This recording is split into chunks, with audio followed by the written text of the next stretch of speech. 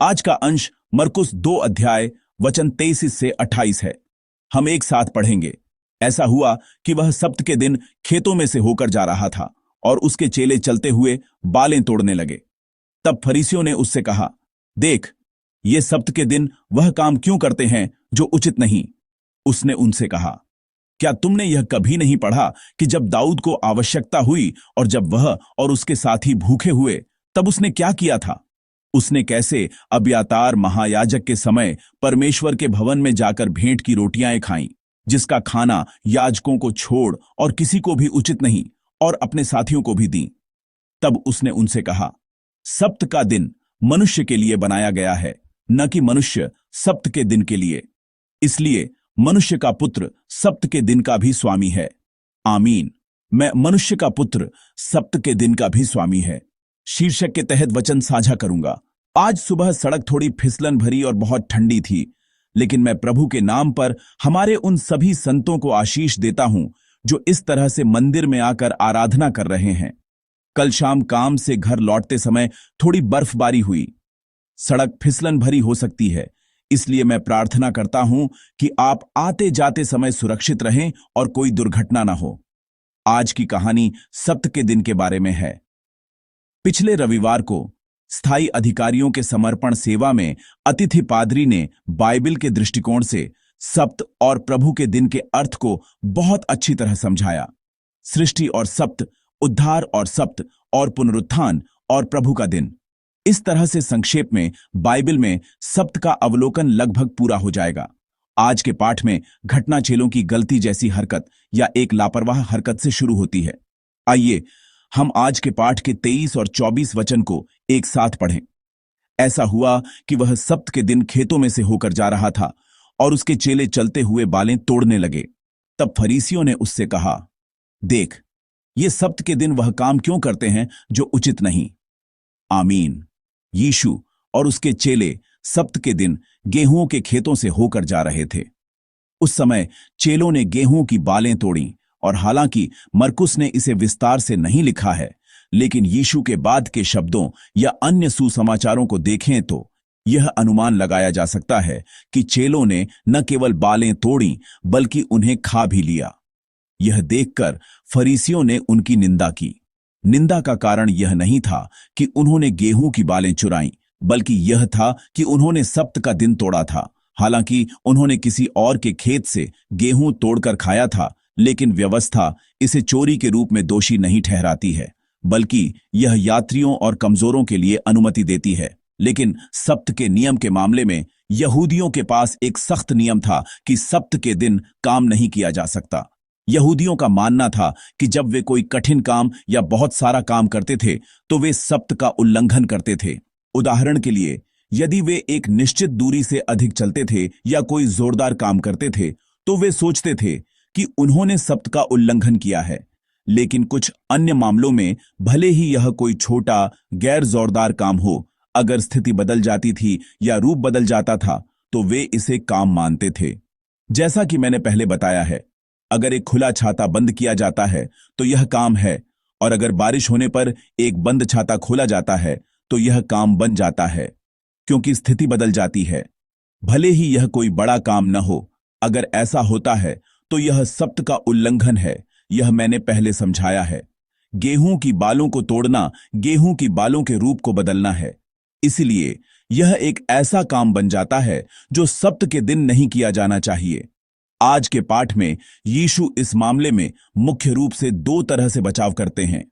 पहला, वह दाऊद के मामले का उदाहरण देते हैं। उन्होंने कहा कि दाऊद ने भी एक बार भेंट की रोटियां खाई थीं, जिन्हें याजकों के अलावा किसी और के लिए खाना जायज नहीं था। और उन्होंने कहा कि दाऊद ने न केवल खुद खाया बल्कि अपने साथियों को भी दिया। यह थोड़ा संदेहास्पद है कि यह कथन चेलों के कार्यों का बचाव कैसे कर सकता है, इस अर्थ में कि व्यवस्था किसी के लिए अनुमति देती है या कि कुछ निषिद्ध चीजों की अनुमति दी जा सकती है। इसे व्यापक रूप से लागू किया जा सकता है, लेकिन दाऊद से संबंधित मुद्दा सब्त का मुद्दा नहीं था। दाऊद के साथ जो हुआ और चेलों के साथ जो हुआ, उसके बीच कोई सीधा संबंध नहीं दिखता है। इसलिए इस भाग को एक पाठ के रूप में समझा जाना चाहिए जो यह प्रकट करता है कि यीशु कौन है। जैसे दाऊद ने एक विशेष मामले में परंपरा और नियमों को तोड़ा लेकिन इसकी अनुमति दी गई, वैसे ही यह व्याख्या करना सबसे उपयुक्त होगा कि यीशु भी दाऊद के समान अधिकार रखते हैं। संक्षेप में यह दर्शाता है कि यीशु दाऊद के समान है या दाऊद से भी बढ़कर है। परमेश्वर ने अभिषिक्त राजा दाऊद को विशेष रूप से निषिद्ध चीजों की अनुमति दी। इसी तरह यीशु अभिषिक्त मसीह के रूप में विशेष अनुमति और सहिष्णुता प्राप्त कर सकते हैं। यीशु दाऊद की तरह एक हस्ती है। इतना ही नहीं, वचन 28 कहता है, मनुष्य का पुत्र सब्त के दिन का भी स्वामी है। दाऊद की तरह वह सिर्फ व्यवस्था के अधीन एक इंसान नहीं है जिसे परमेश्वर की विशेष कृपा से थोड़ी सी रियायत और अनुमति मिलती है, बल्कि यीशु एक ऐसी हस्ती है जो दाऊद से कहीं महान है और इसलिए यह कहता है यीशु सब्त का स्वामी है। यहां स्वामी शब्द के लिए आप यूनानी शब्द क्यूरियोस से परिचित हैं। यह प्रभु लॉर्ड शब्द है। हिब्रू बाइबल में परमेश्वर के नाम यानी यहोवा याहवे को अदोनाई कहा जाता था और इस अदोनाई का सेप्टुआजेंट बाइबल में यूनानी शब्द क्यूरियोस में अनुवाद किया गया है। तो क्यूरियोस यहोवा याहवे का स्थानापन्न शब्द है। इसके आधार पर वचन 28 का शाब्दिक अनुवाद इस प्रकार है, इसलिए मनुष्य का पुत्र सब्त के दिन भी प्रभु है। इसे फिर से हिब्रू अभिव्यक्ति में बदलें तो इसलिए मनुष्य का पुत्र सब्त के दिन भी यहोवा है। इसकी इस तरह से व्याख्या की जा सकती है, इसका मतलब है कि यीशु सिर्फ दाऊद की तरह अनुमति पाने वाले व्यक्ति नहीं हैं, बल्कि इसका मतलब है कि यीशु वही हैं जिन्होंने दाऊद को अनुमति दी थी। यह व्याख्या बहुत महत्वपूर्ण है। वह दाऊद की तरह प्रकट हो रहा है, लेकिन यह प्रकट हो रहा है कि जिसने उस समय दाऊद पर वह रियायत की थी, जिसने निषिद्ध चीजों की अनुमति दी थी, वह कोई और नहीं बल्कि यीशु हमारे प्रभु हैं। इसे समझना महत्वपूर्ण है। आज के पाठ में यीशु इस तरह से प्रकट हो रहे हैं। वह कोई ऐसा व्यक्ति नहीं है जिसे सब्त का पालन करना है, बल्कि वह जो दाऊद की तरह अपवाद के रूप में पहचाना जाता है। नहीं, उस अपवाद की मान्यता से परे वह जिसने दाऊद को अपवाद के रूप में मान्यता दी थी, वही प्रभु यहोवा परमेश्वर। आज के पाठ में चित्रित यीशु ऐसे ही हैं। इसे और आसानी से समझाने के लिए वह सेवक नहीं बल्कि स्वामी प्रभु है। वह सब्त का स्वामी है जिसने मनुष्य को सब्त दिया।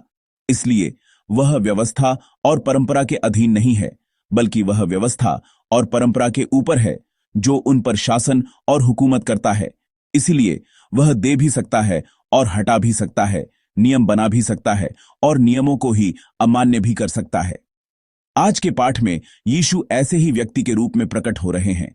यीशु ऐसे ही हैं। यद्यपि वह स्वेच्छा से एक मानव शरीर धारण करके व्यवस्था के अधीन आए, हमारे यीशु मूल रूप से हम जैसे नहीं हैं जो परमेश्वर के लोग होने को साबित करने के लिए व्यवस्था का पालन करते हैं, बल्कि वह जो पहले से ही परमेश्वर के साथ एक है, वह परमेश्वर स्वयं है। यही आज का पाठ यीशु के बारे में कह रहा है। दूसरा, यीशु सब्त के बारे में उस समय के यहूदियों के विचारों को पलट देते हैं। आइए हम वचन 27 को एक साथ पढ़ें।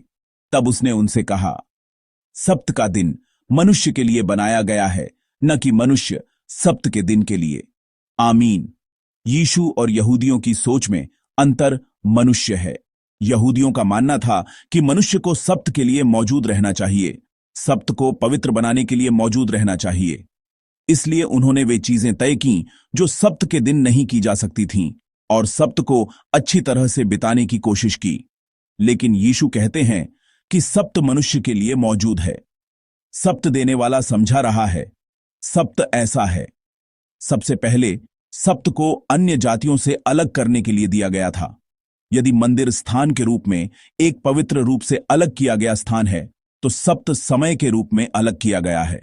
जो व्यक्ति सप्ताह में एक दिन सब्त का पालन करता है, वह परमेश्वर का जन है, और जो नहीं करता वह अन्य जाति है।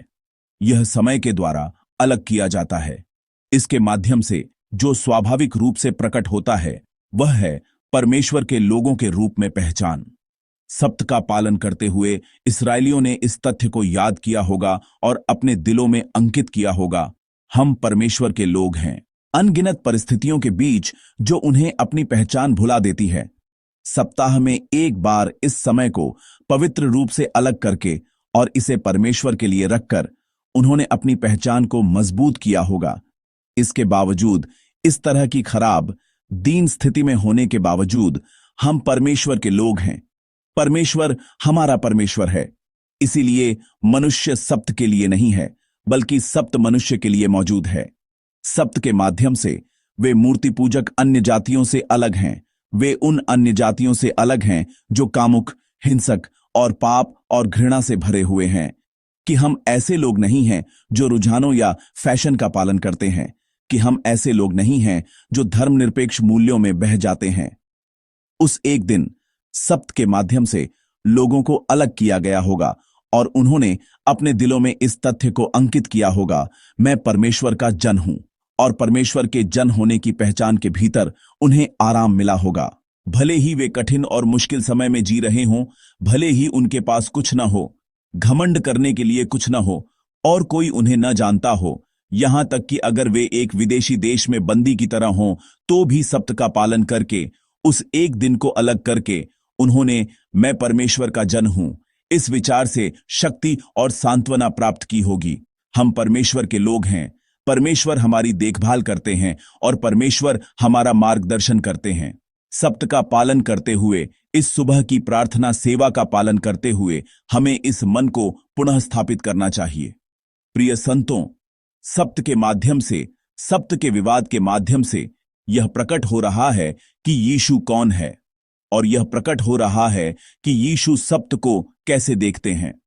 यीशु वह नहीं है जो परमेश्वर का जन होने की पुष्टि करने के लिए सप्त का पालन करता है, बल्कि वह सप्त का स्वामी है जिसने सप्त की स्थापना की और मनुष्य को सप्त दिया। स्वामी शब्द का अर्थ है प्रभु, परमेश्वर। इसलिए सप्त वह दिन होना चाहिए जिसमें वह प्रभु, हमारा प्रभु केंद्र में हो। इस अर्थ में हमारी प्रोटेस्टेंट परंपरा इस दिन को प्रभु का दिन कहती है, प्रभु को याद करने और मनाने के लिए। इसका मतलब है प्रभु का दिन। यह वह दिन है जब हम प्रभु के बारे में सोचते हैं, प्रभु को अपने दिलों में अंकित करते हैं, अपने स्वामी को फिर से याद करते हैं और अपने दिलों में फिर से यह संकल्प लेते हैं कि हमें उस प्रभु को अपने जीवन के हर स्थान पर स्वीकार करना चाहिए। हमें उस प्रभु के बारे में सोचना चाहिए। इस तरह जब हम प्रभु के दिन को वास्तव में प्रभु का दिन, एक ऐसा दिन बनाते हैं जिसमें प्रभु केंद्र में होता है, तो प्रभु का दिन हमारे लिए, लोगों के लिए एक दिन बन सकता है। प्रभु के दिन के माध्यम से हम अलगाव का अनुभव करते हैं और अपनी पहचान को निश्चित रूप से सुदृढ़ करते हैं। प्रभु का दिन यह याद करने का दिन है कि हम कौन हैं। यह याद करने का दिन है कि भले ही हमारा जीवन कितना भी दीनहीन क्यों न हो, हम एक दीनहीन जीवन नहीं जी रहे हैं, बल्कि हम निश्चित रूप से परमेश्वर के लोग हैं जो उस स्वर्ग में राजा के रूप में राज्य करेंगे। यह वह दिन है जब हम एक बार फिर परमेश्वर के हमारे प्रति महान और अद्भुत हृदय को महसूस करते हैं और सिकुड़े हुए आत्मसम्मान के बजाय उस परमेश्वर के हृदय को पुनः स्थापित करते हैं। मैं प्रभु के नाम पर आप सभी संतों को आशीष देता हूं कि आज आप ठीक से जानें कि प्रभु कौन है। अपने दिलों में एक बार फिर से अंकित करें कि वह प्रभु हमें कितना सम्मान देता है और मैं परमेश्वर का जन हूं। इस आत्मसम्मान के साथ साहसपूर्वक जिएं।